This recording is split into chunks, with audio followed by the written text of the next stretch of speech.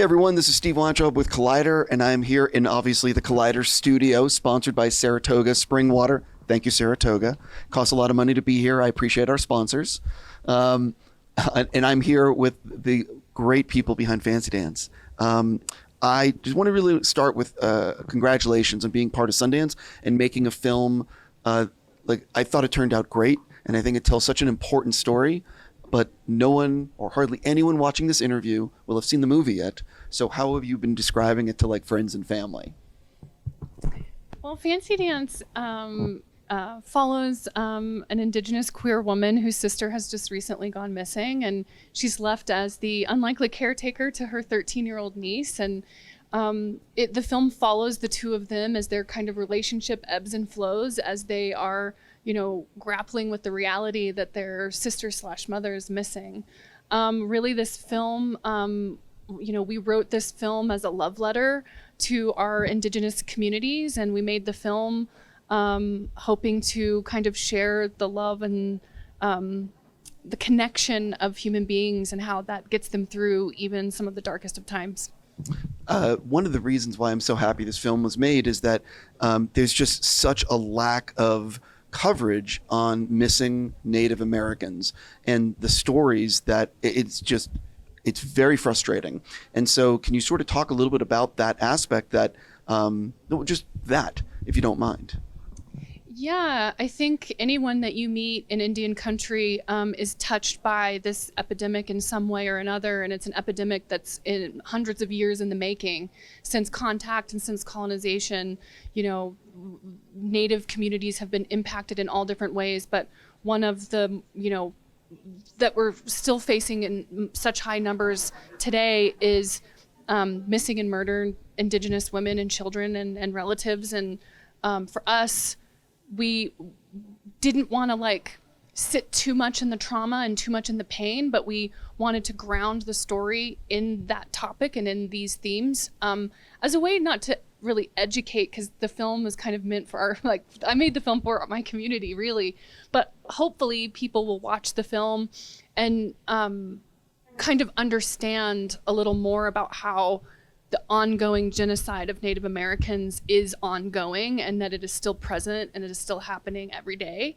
And that there are heroic individuals that are working inside of communities providing safety for Native people. And in this film, two of those heroic people are Jax and Roki. For both of you, you guys are great together on screen, and I'm just curious if you could talk a little bit about collaborating and working together and being part of a film like this, which tells such an important story.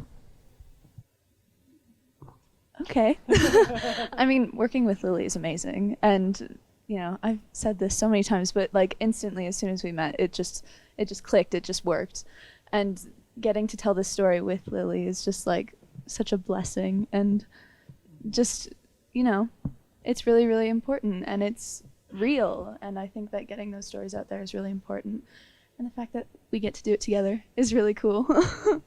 And Isabel is just such a tremendous person and talent. Young folks they have a lot to say. But not many are as eloquent as Isabel is. She's got some incredible work aside from this. I mean, just look her up on YouTube. Does a lot of youth reporting about Indigenous issues in Canada. It's a very smart kid here. So it was wonderful to, have somebody that was a partner in this. It's like she's become in many ways like a niece, and we did have a great rapport right away. Erica had impeccable taste in casting, because I've been attached to this since it was an idea, but the heart of it was always who's our Roki? So it was incredible. Didn't have a read, didn't have anything together before we were in the studio learning Fancy Dance with Hauli, who played my missing sister, her missing mother. She was also our dance coordinator. But yeah, I think trusting just this brilliant, thoughtful young woman allowed the work to be what it is. Kind of what Erica was saying. We didn't want to live in the trauma. We didn't want to point to the trauma, because people can get addicted to that in a way that they stop actually caring. It's like they care about caring, but they don't care about what it is they're actually caring about. It's an odd cycle that we get in. So Isabel and I also come from really, we're not from the same tribal nations, but we come from really similar worldview and similar cultural practice. And we kind of spoke about this, like the way that we do it, the ceremony that we both take part of.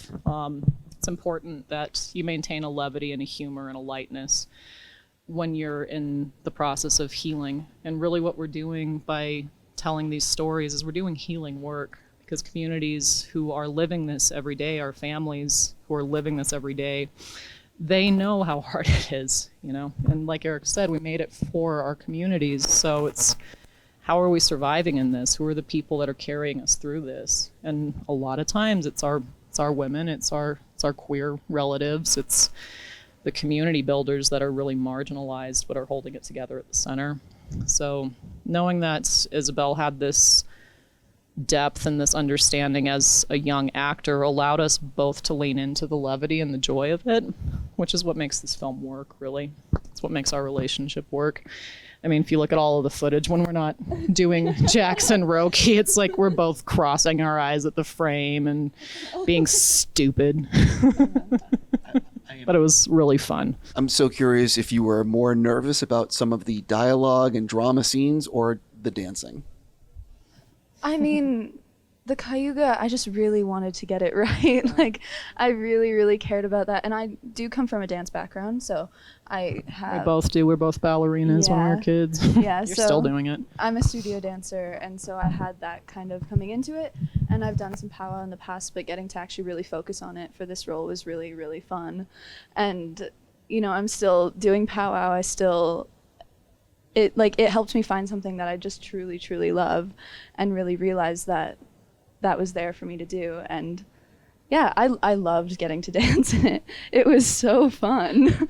But I was definitely very nervous for the Cayuga because I really, really cared about it. Yeah, that's a big responsibility, you know, bringing that into this world in this way where this child is growing up fluent in the language. That's something that's really revolutionary and people have fought hard for.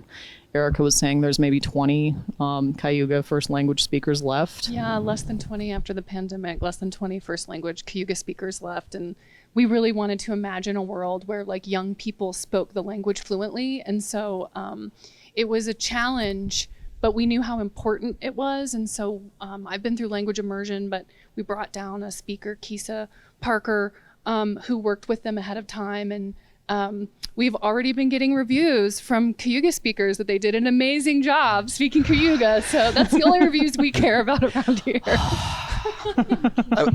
I wanted to make sure people realize that it's a language that's not spoken by a lot of people. And it, can you sort of talk about, was that one of the motivations for making sure that, because you had a choice of what to have in this movie, why was it important for Cayuga to be part of this?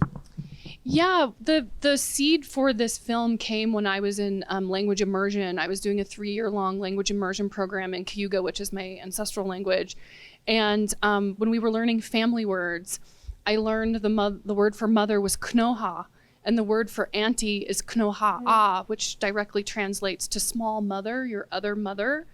And it just, you know, I grew up in my community. I've been a Cayuga person since I was born, but I was as a, you know, person who was 35 years old or whatever, it opened my mind up to like a completely different side of my culture through the language. And I was seeing the matrilineal ties, the matriarchy. I was seeing the worldview through the sentence structure, through the grammar. And that was what sparked the film, was this idea that your aunt is actually your other mother, is your mother, and is as important in raising you.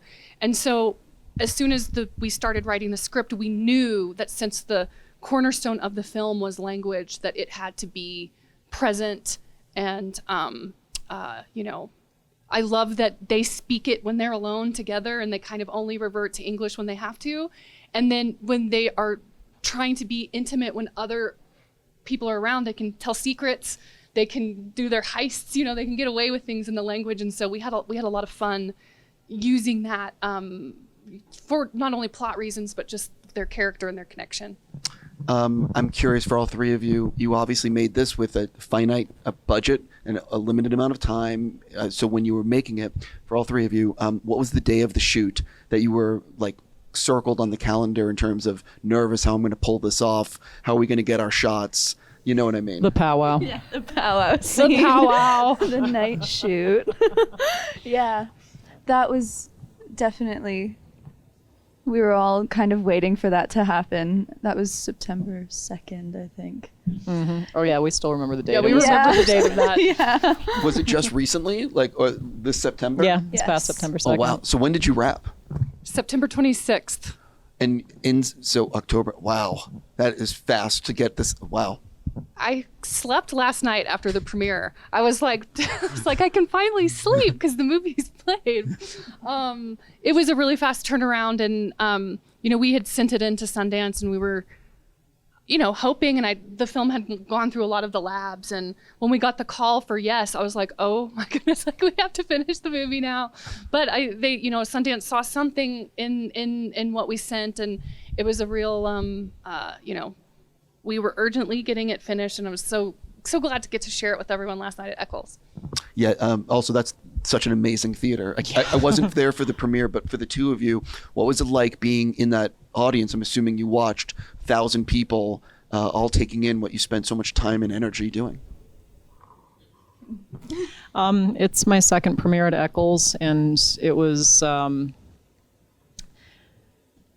this one particularly felt like I was stoked for when certain women played there. I was elated that Fancy Dance was scheduled for Eccles, and to know that it sold out, because when you're making films like this, you're so often told this is a great script, but we can't make it. This is a great project, great idea, keep going, but it's not for us. But then you see the Eccles sells out, and there's that many people who were there embracing it, like hanging on every breath, like all the gasps when like with the gun moment.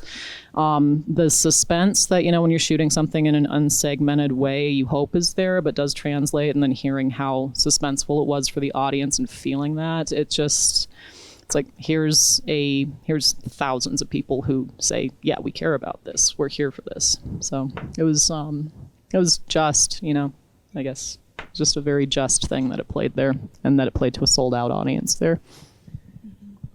Yeah. Is there anything you wanted to add? Just, yeah, the energy in the audience was amazing. Like, the gasps were my favorite thing ever. like they were so amazing.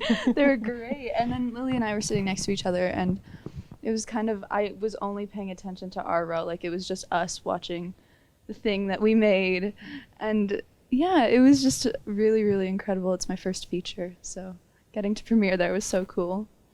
Yeah, I can't imagine. You cherish this moment because it's you all know. You know.